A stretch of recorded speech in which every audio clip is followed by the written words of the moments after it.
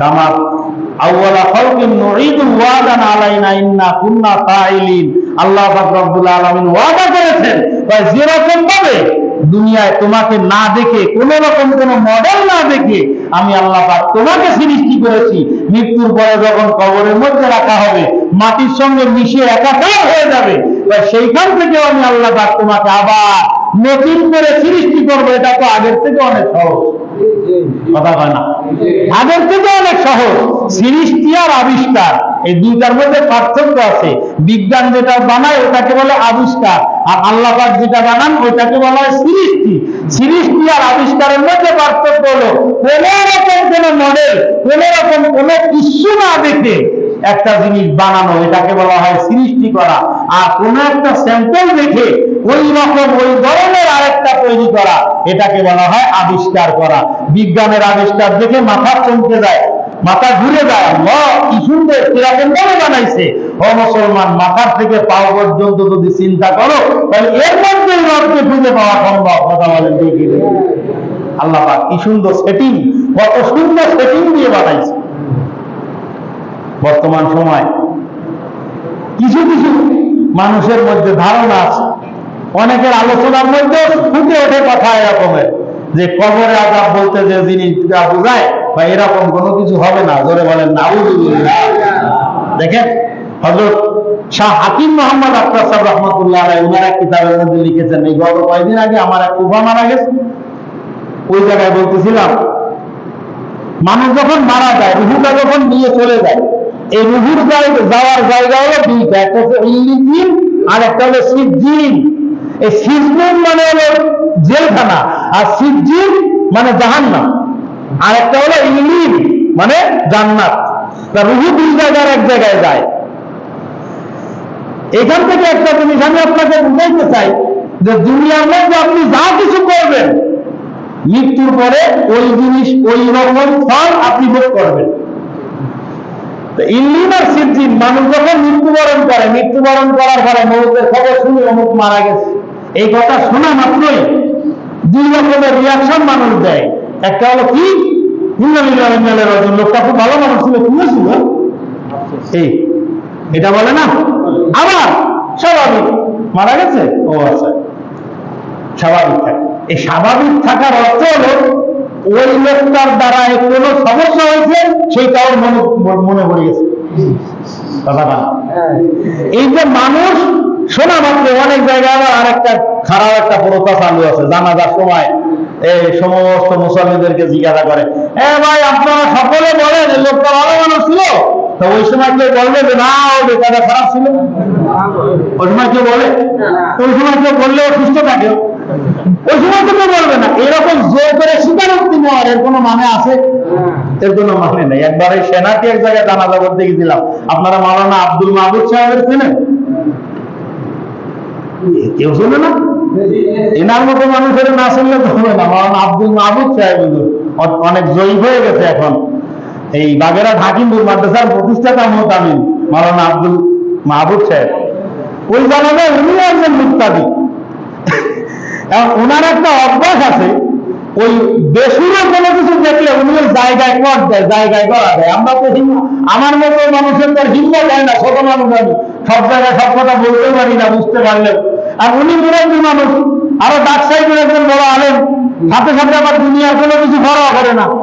উনি উঁচু করে আসতেছে, এর মধ্যে দেখি কি কেবল একটা দোয়া আর একটা দোয়া না, এর মধ্যে ইমাম সাহেব জিজ্ঞাসা করে, বাচ্চা আপনারা সবাই বলে এই লোকটা কি ভালো মানুষ ছিল? তখন কেন একটা দোয়া না আরেকটা দোয়া বলে চলে, ইমাম সাহেব এই লোকটা ভালো ছিল কি খারাপ ছিল তাই তোমার দরকার কি? ভালো ছিল কি খারাপ ছিল তাই তোমার দরকার কি? পরে জানাজা শেষে ইমাম সাহেব জিজ্ঞাসা করতে, এটা আমার ভুল হয়েছে। আল্লাহ পাক বলেছেন আনতুম শুহাদাউল্লাহি ফিল আরদ, তোমরা হলে দুনিয়ার মধ্যে সাক্ষী। তাই এই আয়াতের এই শব্দের অর্থ তুমি ঠিক মতো বোঝো নাই, ইমাম সাহেব এটা আবার মোতালা করো, আবার দেখো এর ব্যাখ্যাটা কি। আল্লাহ পাক বলতেছেন দুনিয়ার মানুষ মৃত্যুর বরণ যে করেছে তার পক্ষের বা বিপক্ষের সাক্ষী দুনিয়ায়। এই সাক্ষীটা কোনটা শোনা মাত্রই যে বলে লোকটা খুব ভালো মানুষ। এটা কেউ কাছে কেউ জিজ্ঞাসা করেছে? আমি কি বুঝাইতে পারতেছি কথাটা আপনার? এটা তো আপনার কাছে জিজ্ঞাসা করা হয় নাই, শুধুমাত্র বলা হয়েছে যে অমুক মারা গেছে, শুনে আপনি যে সন্ধ্যে বলছেন না লোকটা খুব ভালো মানুষ ছিল, এটা হলো আনকুল ফুয়াদা উল্লাহ দিলাম।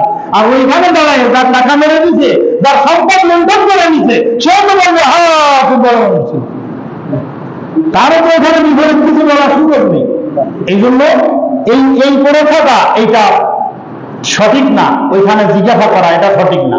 আগে যেটা বলবে, এখন ওই রুহুগুলো যখন নিয়ে যাওয়ার পরে ওই রুহু ওইখানে একত্রিত হয়, যদি জান্নাতি রুহু হয় তখন ওই জান্নাতের মধ্যে যে রুহুগুলো আছে এরা সবাই পরস্পরের সঙ্গে মিলে যায় এবং জিজ্ঞাসা করে এ আমাদের অমুক ওরা কি অবস্থায় আছে, আমার চাচা কেমন আছে, আমার আব্বা কেমন আছে, আমার দাদা কেমন আছে, বা আমার ছেলেরা কেমন আছে, ভাই তো আমার আগে মৃত্যুবরণ করেছে, তাহলে মনে হয় জাহান্নামে গেছে, যার কারণে আমাদের সঙ্গে দেখা হয়নি। এইরকম ভাবে রুহুগুলোর মেলা ওই জায়গাটা হয়। এই দুনিয়ার মধ্যে আপনি যেটা করবেন আর ওইখানে গিয়ে ঠিক সেই রকম হুবহু ওই রকমটা আপনি ভোগ করতে পারবেন। 60 বছর, 70 বছর, 80 বছর, সর্বোচ্চ 100 বছর আপনি হায়াত পাইলেন। তাই এই 100 বছরের মধ্যে আপনি হায়াতে এমন কিছু কাজ করেন যেন 1000 বছর পর্যন্ত মানুষ আপনাকে শ্রদ্ধা করে স্মরণ করে। কি বলেন, কথা ঠিক না? 1000 বছর মানুষ শ্রদ্ধা করে আপনাকে স্মরণ করে, আর এমন কাজ করে গেলেন যখনই আপনার কথা মনে পড়ে আমার বছর পিঠেটা পর্যন্ত গিলে খাইছিল এটা আছে না? কথা কয় না, আছে না? এরকম বদল সমাজের মধ্যে খবরদার আমার মৃত্যুর সংবাদ শুনে অন্তত মনের মধ্যে আফসোস আসবে, অমুক লোকটা খুব ভালো মানুষ ছিল। এটা কিন্তু ফ্রিতে একটা দোয়া, একদম ফ্রিতে একটা দোয়া। আর ফেরেশতারা ওটা ধীরে ধীরে জরিপ করতে থাকে, কে কোন ধরনের মন্তব্য করে, এটা কিন্তু ফেরেশতারা জরিপ করতে থাকে। অর্থাৎ এমন একটা জীবন গঠন করেন যে জীবনে আপনার মৃত্যুতে মানুষ দুঃখিত হবে, আপনার মৃত্যুতে মানুষ ব্যথিত হয়।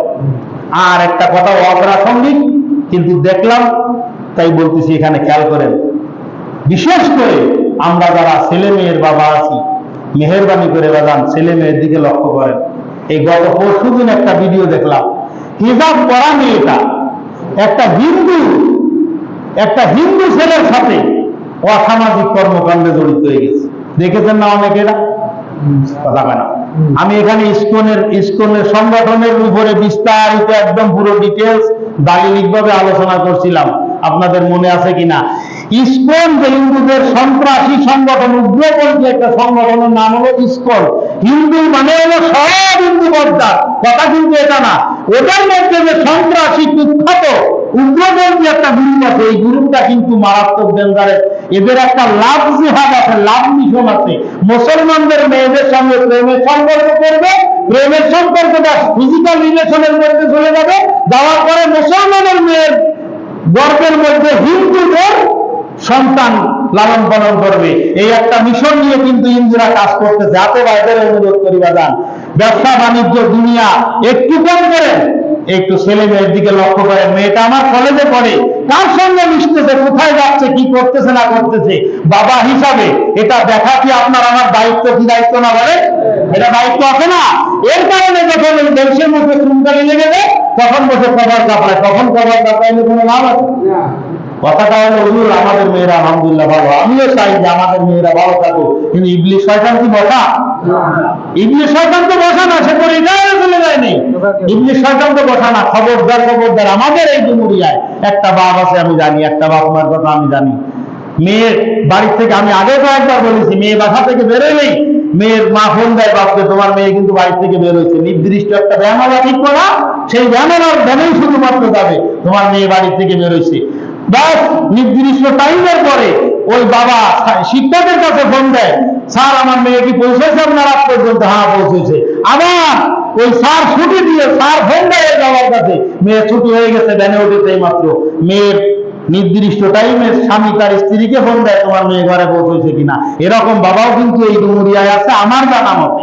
এই জন্য একটু খেয়াল করেন, খবরদার এই সন্তান এর যেরকম ভাবে আপনার সম্পদ হইতে পারে, এই সন্তান এ কিন্তু আপনার জীবন ধ্বংসকারী একজন হইতে পারে। এই জন্য সতর্ক থাকি। আল্লাহ রাব্বুল আলামিন তৌফিক দান করুন। এখান থেকে আগামী সপ্তাহে ইনশাআল্লাহ তাদের সুন্নাত